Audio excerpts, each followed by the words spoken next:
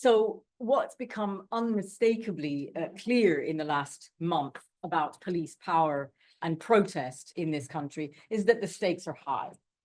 The stakes intensify as Israel continues its genocidal terror, and our government colludes in these war crimes by providing arms and political support for Israel, all for the purposes we know of maintaining its power and influence in the Middle East in order to access its cheap oil.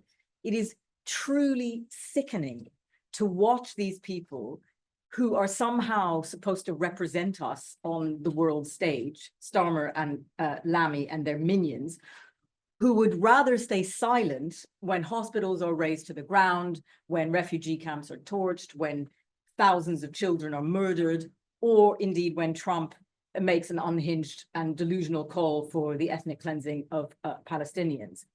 But what these people hate more than anything else is that we, the British public, as part of a global movement in solidarity with Palestine, are not silent.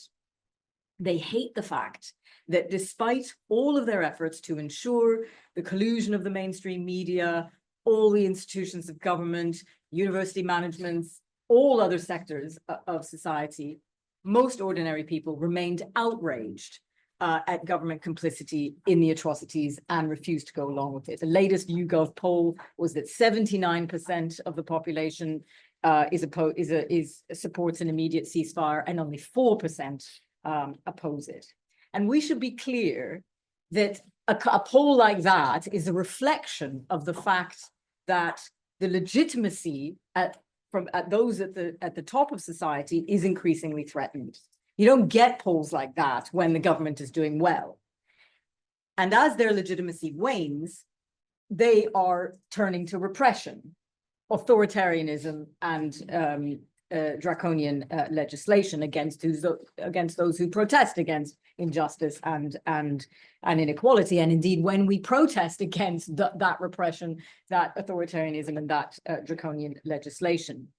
So what happened on the 18th, at the demonstration on the 18th of January, was a turning point. And I think we should see it that way, because it was a massive escalation of repression. It wasn't only that they refused to allow us to march on the route that we wanted to march on. Well, that was bad enough.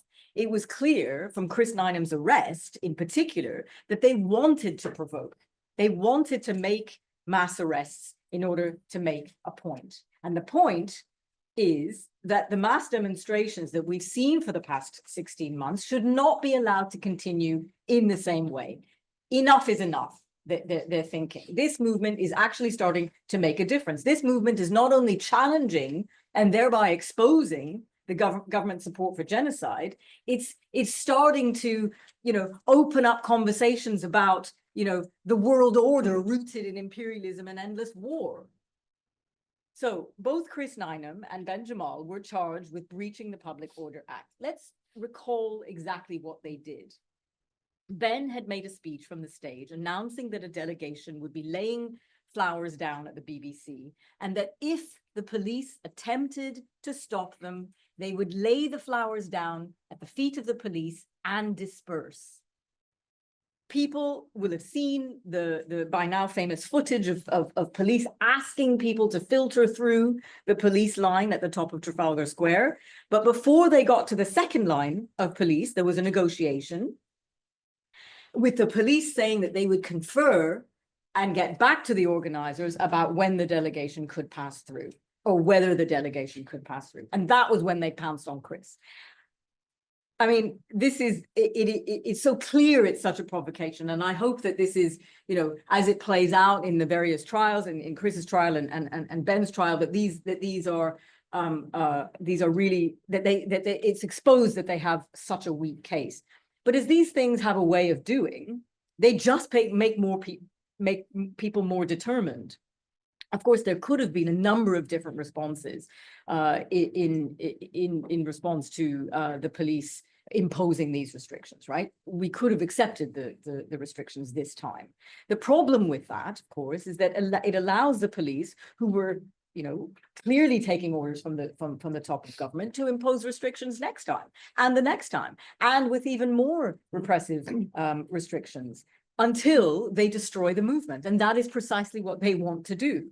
So we should be very clear about this. Another response, the one that prevailed, is that we cannot allow them to gradually, withdraw, weaken our fundamental right to protest. There's a long line of movements who have fought for the rights that we enjoy, individuals who have sacrificed much for those rights. We can't simply just give them up, not least because, again, this is an attack on the right to protest in general. Right? It isn't just about Palestine, although they're using Palestine because of this, because it has been an unprecedented movement, really, in British society. We know, of course, as Seth has pointed out, that the climate protests are starting to get multi-year prison sentences. But of course, it would affect all of us in different ways: trade unionists, anti-racist movement, people fighting against austerity. In fact, anyone who dissents from the direction in which the government is trying to take us. So it's sinister and dangerous that they've done this, but it's also risky for them to arrest two leaders of a mass movement. Risky because, in part, it depends on us, right? Risky because we don't want to allow them to do it. And what we do then makes that different in terms of how we negotiate the next one and the next one. And I think if we back down on one, then it really starts to set a precedent. So again, when these arrests happen and when the trials are played out, we should politicize them as much as we can. We should throw everything at the government for even daring to go down that road. So we also have to, we are experiencing the brunt of this, some more than others, of course, who were arrested, but the brunt of this legislation. But we should also remember that they are in a difficult position as well, because the Palestine movement has exposed that they are in a difficult position. Not least because, Israel and British foreign policy is integral to what they do, right? It's integral to Western imperialism. They cannot back down on that question, and yet the vast majority of the people of the population disagrees with that policy and all that it involves. As we've said, the moral outrage around the killing and maiming innocent people, tens of thousands, the idea of endless war, the diversion of money and resources to where it's really needed. People are suffering in this country: health, education, housing. Wherever you look, society is falling apart. So it's that sort of contradiction that they find themselves in too. I mean, it's not that, they can't keep up. It's just that their interests won't allow them to address those problems in a real way. And our interests cannot allow us to stop fighting for those questions. They are, directly opposed to each other. So, let's not forget, we have every right, even as they try to ebb away at it, to express solidarity for an oppressed people. We have every right to march against genocide, make demands on government, criticize the state broadcaster for its reporting, and so on and on. We have to remember that accountability, we live in this imperfect democracy under capitalism, but we do have this mechanism of accountability that is the cornerstone of a democratic government, which they purport to be. Because one thing is for certain, that I think this was a kind of opening salvo. The stronger our movement gets, because the stakes are so high, the more they will try and weaken it.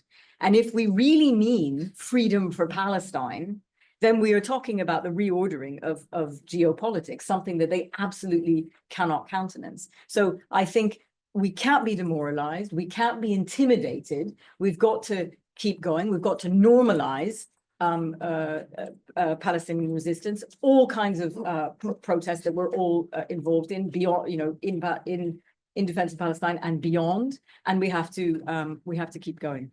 Thanks.